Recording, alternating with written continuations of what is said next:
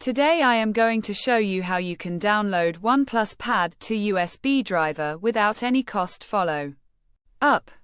Flashyet.com. We have completed our guide. Don't forget to like, comment, and subscribe.